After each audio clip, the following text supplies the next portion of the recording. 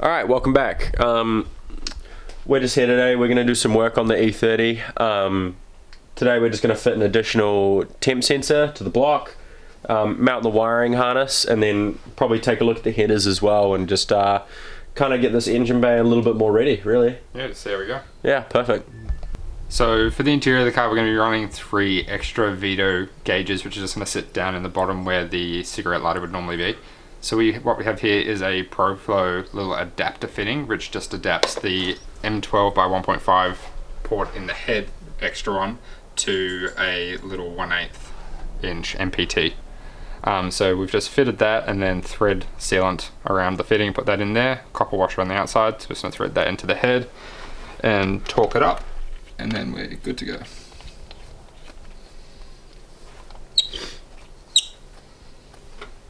Right, cool. So the fitting's in. Just need to torque it and do a little pink line, and then we'll put the alternator on, really. Yep. Next step.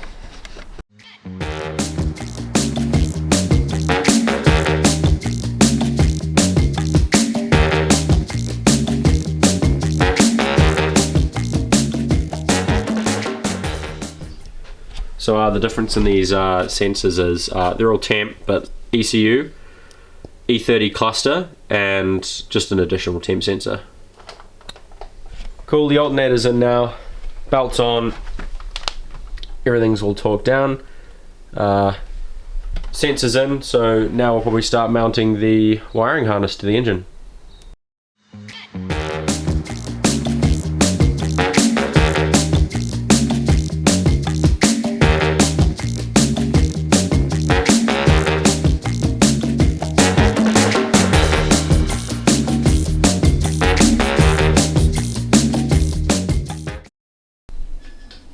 Cool, so just finished mounting this blower motor cover, and we're actually going to tackle the headers. So Luke's just taking off the old heat wrap.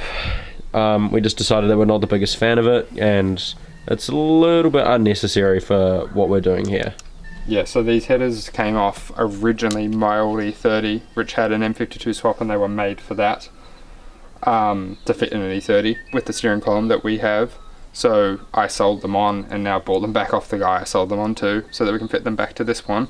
But he didn't run O2s, and the O2 sensor is underneath the heat wrap, so we've got to take it off anyway, and I just don't think it's necessary.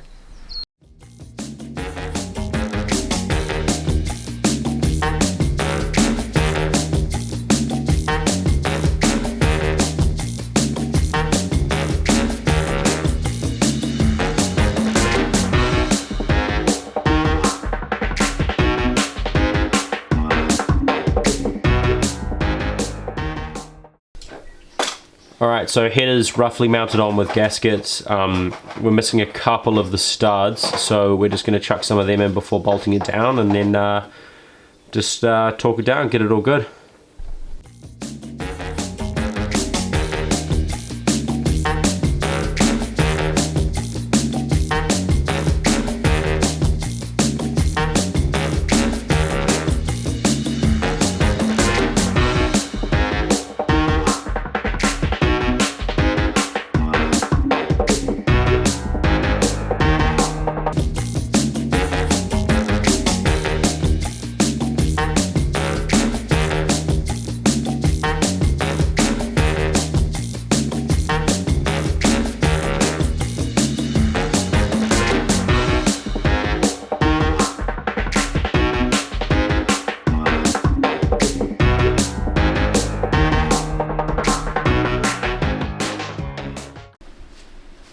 Alright, headers are all bolted in, nice and tight. Get a better view from here. There you go. Those back ones are a bit of a pain in the ass, but you can kind of get to the last one from underneath, or just use your fingies. Dirty little fingies. Phalanges. Basically. While I was doing the headers, Luke was just cutting and doing the wiring loom.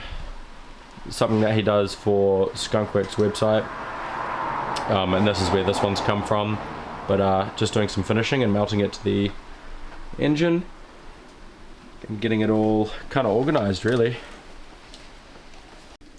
So you can see I've just got the wiring harness mounted to the block and I've started to strip back the loom. I'm going to wait till the intake manifold's mounted to the engine before I go ahead and start cutting the loom back, because I want it to be all fit for this car exactly, so it's nice and neat.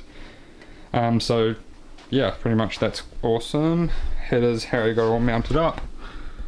And they're on, which is sick. Just got to get the O2s in the headers, and then we've got the midsection we can bolt up to it as well. And then yeah, so I guess next time we will be getting coolant hoses sorted out on the block so that it's ready to have everything put on, so we can put the manifold on and whatnot, eh? Yeah. Good as gold. So we'll catch you guys next time.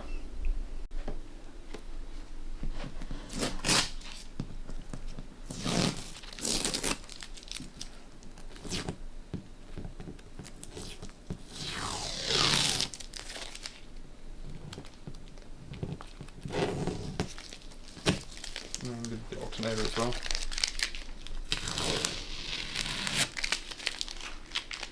I think... Nah, it's not done yet. The engine harness. But Intake dipstick, cut them along. Oh, you did the dipstick too. yeah, I gotta cut it. Plastic trim, shifter, fuse check. And there. Is shifter done? No, we need to do Nah, shifter. I've gotta get some parts. We could.